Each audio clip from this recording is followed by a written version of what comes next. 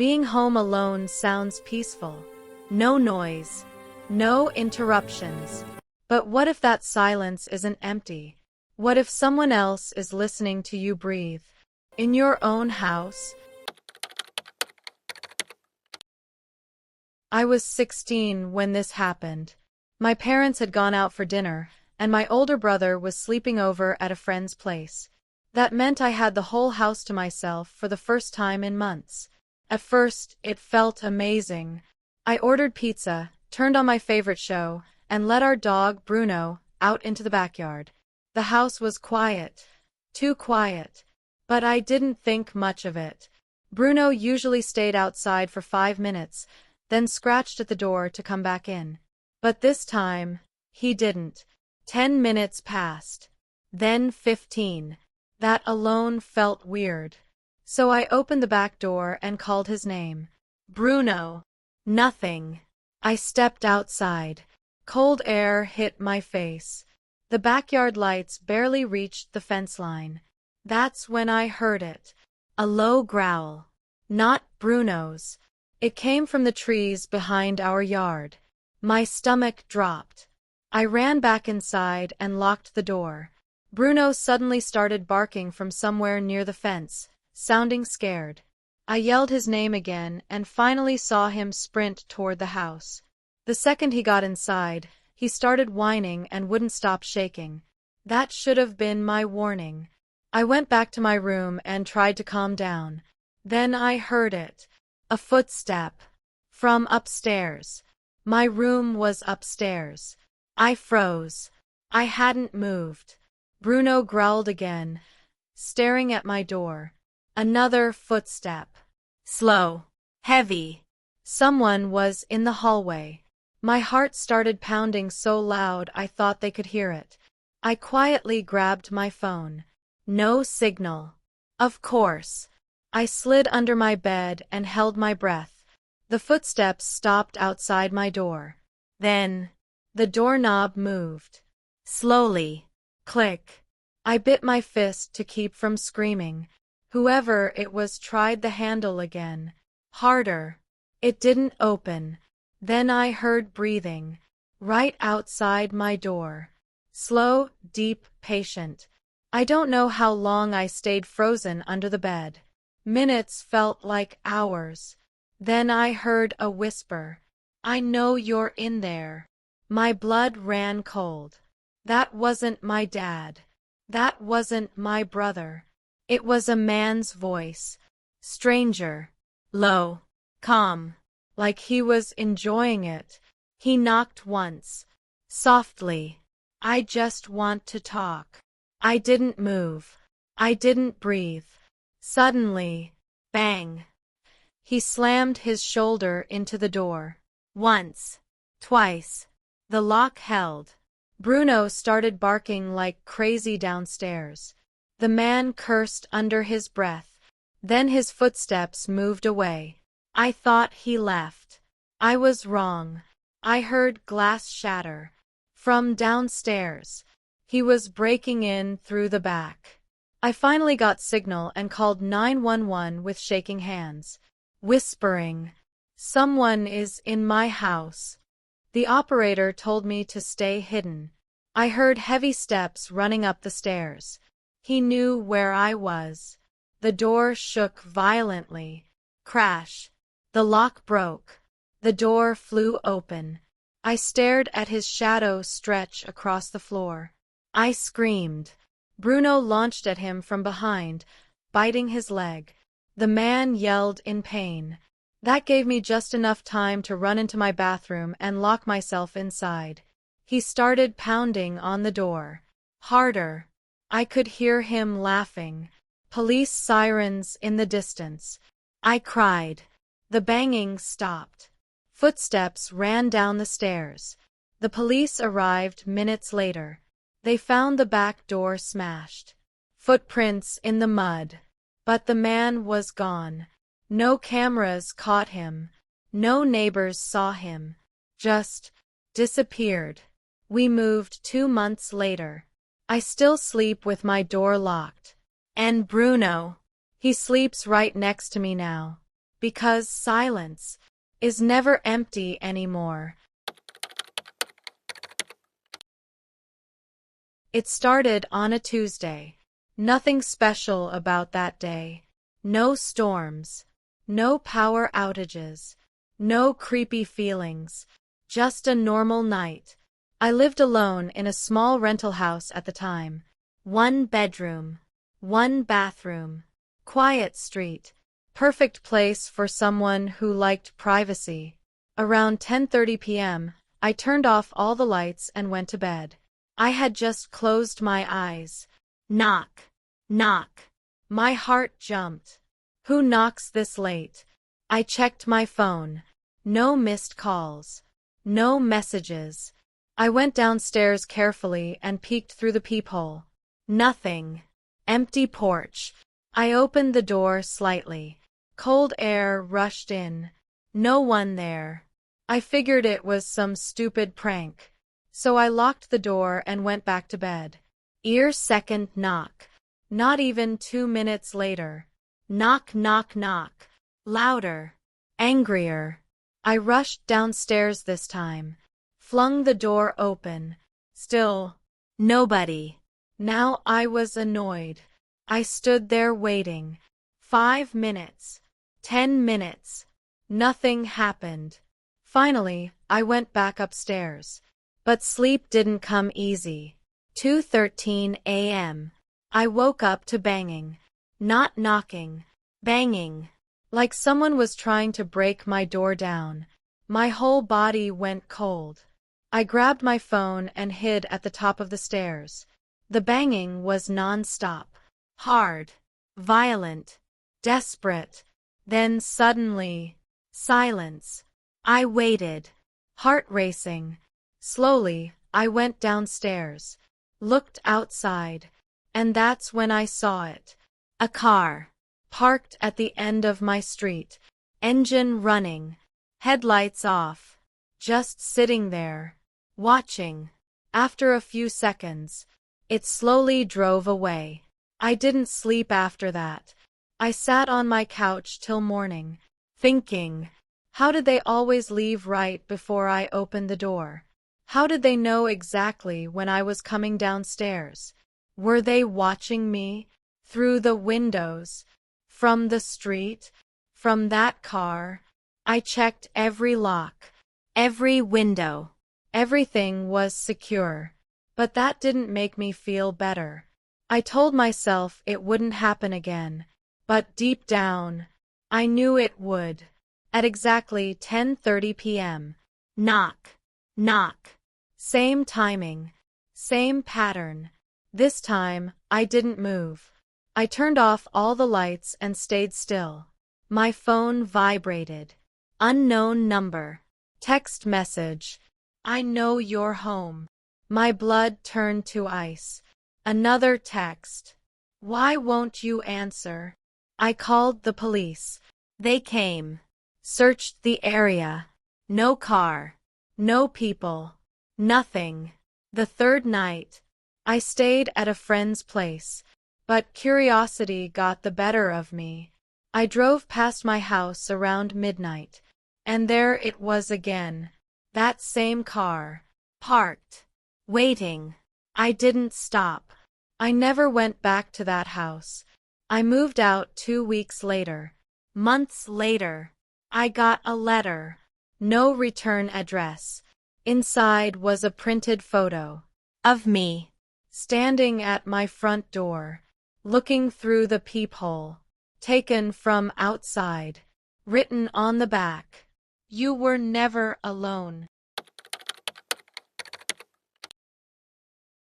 This happened when I was living alone in my first apartment. It was supposed to be a fresh start. New city. New job. New life. The building was modern. Key fob entry. Security cameras in the lobby. I felt safe. That was my mistake. It was around 4:30 in the afternoon. I was watching TV when someone knocked. I looked through the peephole. A man stood there. Late 30s. Tool belt. Clipboard in his hand. He smiled. Maintenance, he said. We're updating the door systems. Sounded normal. I opened the door. He explained they needed to reprogram my key fob. Just 5 minutes, he said. Downstairs office. I hesitated, but he looked professional. I handed him my key. Biggest mistake of my life. 5 minutes passed. Nothing. 10 minutes. Still nothing. 30 minutes. My stomach dropped. I went downstairs to the office. The real manager was there. I told her everything. Her face went pale. We don't have any maintenance today. My heart started pounding. She called the police. The cops searched. The man was gone. And he had my key. They told me to stay alert. Locks couldn't be changed till morning. That night, I was alone, with someone out there, who could walk into my home anytime. I locked myself in my bedroom, pushed a chair under the handle, slept with my phone in my hand.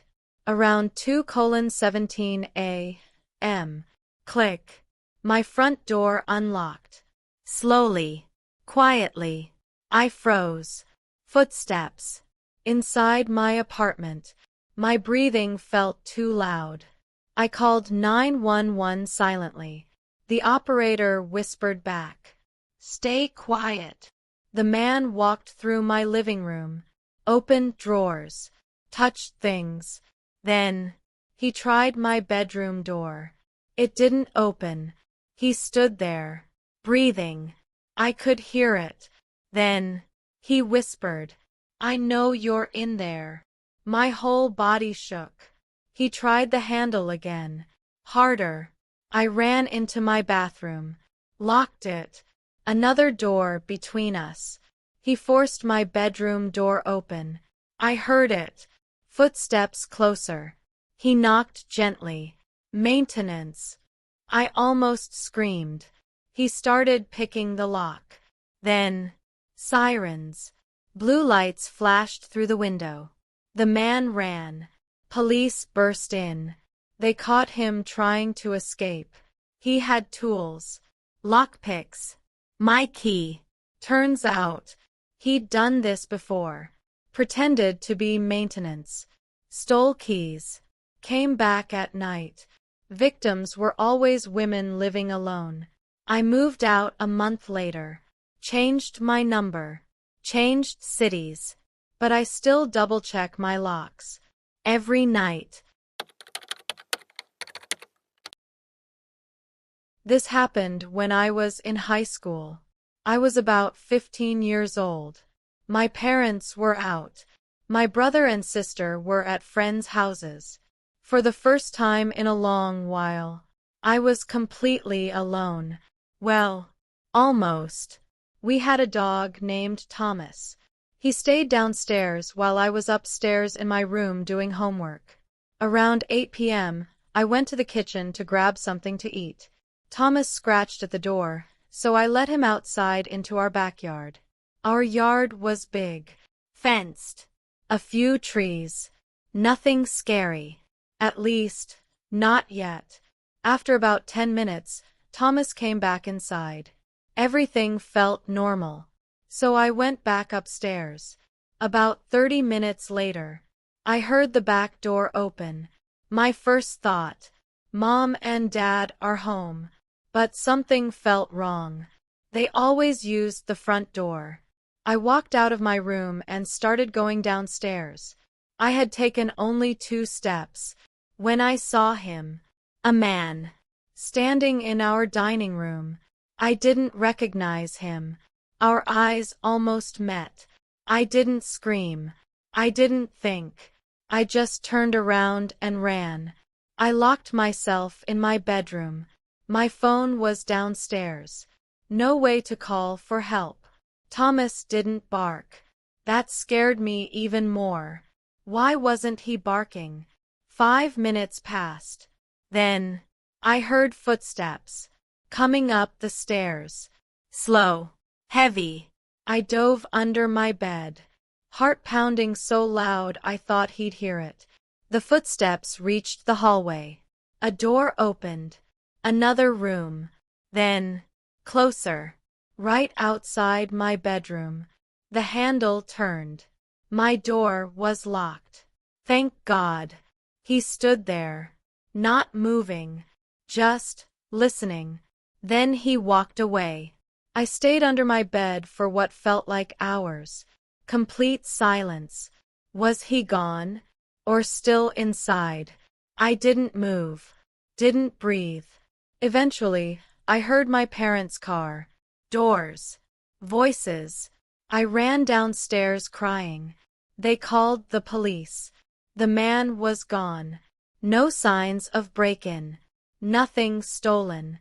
Just the back door unlocked. The police asked me, "Did he see you?" I told them no. But deep down, I wasn't sure. Because when I saw him, he was already looking up the stairs. Right at me. Or Usko or Zyada Dark Bonadita Hoon's smiling face with horns. This happened about 3 years ago. I had just moved into a new apartment. Small place. Cheap rent. Quiet building. Perfect for someone living alone. At least, that's what I thought. My first night there, I was exhausted. I unpacked until midnight and finally crawled into bed. Lights off. Room silent. Just as I was drifting off, I felt something.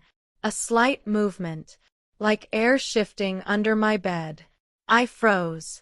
Held my breath. Listened. Nothing.